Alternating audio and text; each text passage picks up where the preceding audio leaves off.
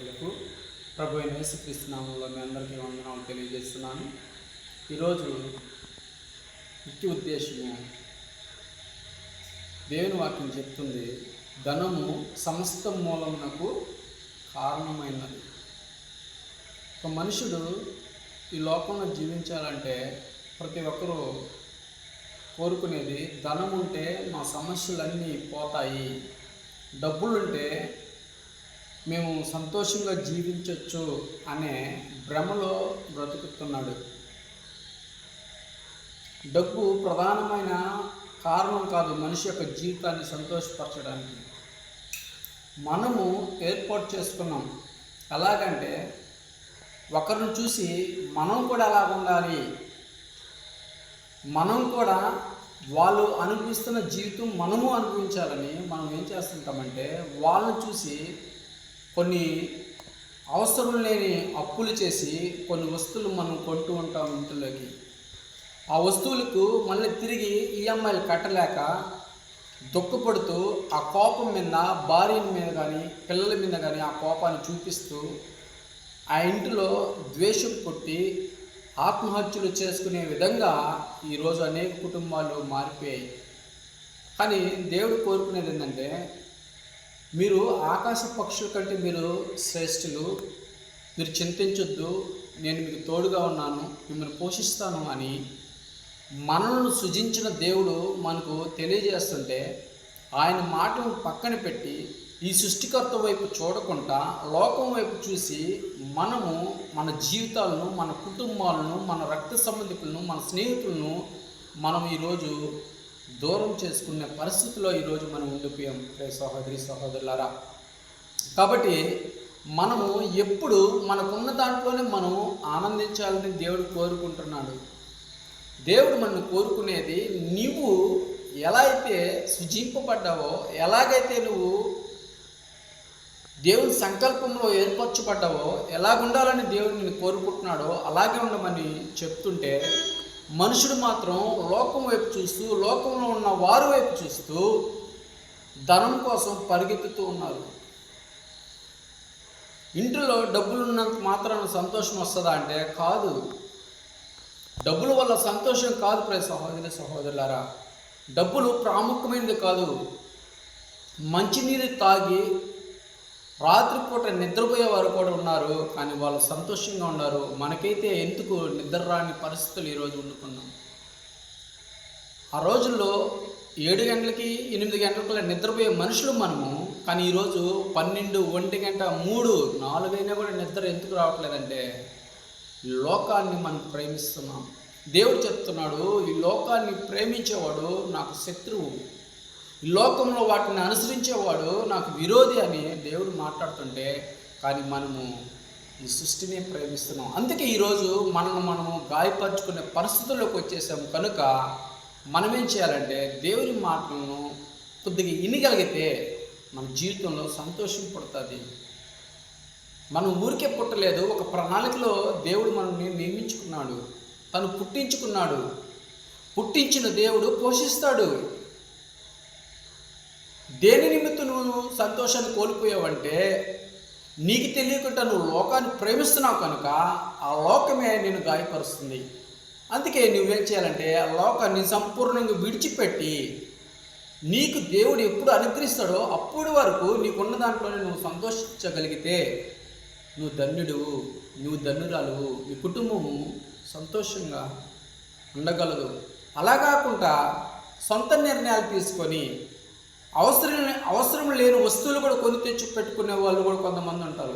అది అవసరం లేదు, దాన్ని యూజ్ చేసేది కూడా అవసరం లేదు, తెలియదు, అయినా కూడా తెచ్చి పెట్టుకొని దాన్ని ఒక మూల పెట్టేసి ఉంటారు. కానీ దానికి ఈఎంఐ కట్టాల్సిన అవసరం వచ్చినప్పుడు మాత్రం భర్త భార్యల మధ్య గొడవలు, ఎప్పుడు ఇల్లు కట్టుకోవాలి, ఎలా సంపాదించాలని ఈ లోకపు ఆశల వల్ల కొంతమంది వ్యభిచరించేవారు ఉన్నారు, కొంతమంది దొంగలించేవారై ఉన్నారు, కొంతమంది ప్రాణాలు తీసేవారై ఉన్నారు, హత్యలు చేసేవారుగా ఉన్నారు. ఎందువల్ల ఇలాంటివి ఈరోజు జరుగుతున్నాయంటే కేవలము డబ్బుల వలనే. కనుక ఈ డబ్బుల గురించి నువ్వు ఆలోచన పక్కన పెట్టి నీ కుటుంబంలో నువ్వు నీ బిడ్డలతో సంతోషంగా ఉండాలని దేవుడు కోరుకుంటున్నాడు. కనుక మనం ఏం చేయాలంటే దేవుని మాటలు వినాలి. దేవుడు ఉన్నాడు అని నువ్వు నమ్మగలిగితే నువ్వు లోకం వైపు చూడొద్దు, లోకపు ఆశను నువ్వు తీసుకోవద్దు. నువ్వు దేవుని చిత్తంలో బ్రతకాలి. నువ్వు దేవుని పోలిక మర్చిపోవద్దు. దేవుడు నిన్ను ప్రేమిస్తున్నాడు. దేవుడు నిన్ను ప్రేమిస్తున్నాడు కాబట్టే ఆయన మన కొరకు ఈ భూమి మీదకి ప్రత్యక్షమయ్యి కలువరి సిలువలో తన ప్రాణం పెట్టి మనము కొనుక్కున్నాడు. మనము దేవుని కుమార్తెలము మనం చింతించకూడదు. ఎందుకంటే దేవుడు మన పక్షాలుగా విరోధి ఎవడు? సమస్తము దేవుని యందు గుప్తమై ఉన్నాయి. ఆయన ఆరోగ్యాన్ని ఇచ్చేవాడు, సమస్తం దయచేసేవాడు, నీ బిడ్డల్ని కనికరించేవాడు, నీ కుటుంబాన్ని నీ యొక్క రాకపోకల యందు ఆయన నీకు తోడుగా ఉన్న దేవుడు, జీవాన్ని ఇచ్చేవాడు. ముఖ్యంగా గమనించుకోలే సహోదరుడు. అందుకే ఒక ధనవంతుడు చెప్తున్నాడు, నా ప్రాణమా తినుము పాగుము సుఖించుము, నీకు సమస్తము నేను సమకూర్చి ఉన్నాను, నువ్వు అనుభవించి అన్నాడు. కానీ ఆ రాత్రి కాలం అందే ఒక దేవదూత వచ్చి, వెర్రివాడ నీ ప్రాణమును దేవుడు తీసుకురమ్మంటున్నాడంటే ఏమైపోయింది అతని ధనము, తన సంపద? దేనిలోనూ ఆనందం ఉండదు, కానీ దేవునిలో ఆనందం ఉంటుంది. దేవుని కుటుంబంగా ఎదగబడుతున్న నీవు దేవుని మాటను అంగీకరించాలి. ధనము నీ ప్రాణాన్ని తీసివేస్తుంది, ధనము నీ కుటుంబాన్ని వేరు చేస్తుంది, బంధువులు వేరు చేస్తుంది, స్నేహితులను వేరు చేస్తుంది. కాబట్టి మనందరం ఇక మీదటి నుంచి దేవుడు ఇచ్చిన దాన్ని మనం సంతృప్తిగా తీసుకొని అనుభవించాలి తప్ప లేని దాని గురించి పాకులాడటం అనవసరం, వ్యర్థం. అది మనకు గాయాన్ని రేపేదై ఉంటుందే కానీ ఇంకొక దానికి అవకాశం లేదు. ముందుగా చెప్పబడినట్లు యోధా ఇస్కరియోతు అలాగే చేశాడు. ధనం సంపాదించుకున్నాడు, ప్రభుని కాదని. తుదకు అది ఆయనకు మరణానికి దారి తీసింది. ఈ లోకంలో జీవించాలంటే దేవుడు నీకు ఇచ్చిన స్వాస్థ్యం గొప్పతనం ఏందో తెలుసా? దేవుడు ఇచ్చిన ఆస్తి ఏందో తెలుసా? నీకు మంచి కుమార్తెలను దేవుడు అనుగ్రహించాడు. నీ బిడ్డలే నీ ఆస్తి.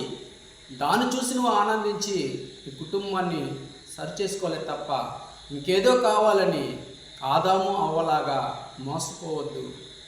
లోకంలో లోకాధికారి ఎవరో తెలుసా? అపవాది. లోకాన్ని ఏలేవాడు అపవాది, అబద్ధికుడు, మోసగాడు. వాడు నేనేం చేస్తాడు తెలుసా? నీ పొరుగు వారి కంటే, నీ ముందున్న కుటుంబాల కంటే, ఈ ఊర్లో వారికంటే నువ్వు గొప్పవాడుగా ఉండాలి. డబ్బు లేకపోతే బతకలేమని అనేక మంది టీవీలో చెప్తూ ఉంటారు, ఫోన్లో కూడా చెప్తుంటారు. ధనమే ప్రాముఖ్యమైనది ఈ లోకంలో అని అంటుంటారు. కానీ ధనం ప్రాముఖ్యమైనది కాదు. సహోదరి దేవుడు మనకి ఇచ్చిన దాంట్లో నువ్వు కష్టాజీతాన్ని నువ్వు అనుభవించగలిగితే సంతోషంగా నువ్వు నిద్రపోగలవు. ఎన్ని కోట్లు ఉన్నాయో లాభం, నీ ప్రాణం రాత్రికి పోతే నువ్వేమీ ఈ భూమి నుంచి తీసుకెళ్ళలేవు. కనుక నీవు ఈ కొద్ది మాటలను విని అంగీకరించి ఇక మీదట నీ జీవితంలో ప్రతిరోజు ఆనందంతో జీవిస్తూ అని తెలియజేస్తూ ముగిస్తున్నాను. మీ అందరికీ ప్రేమతో వందనాలు తెలియజేస్తూ ముగిస్తున్నాను.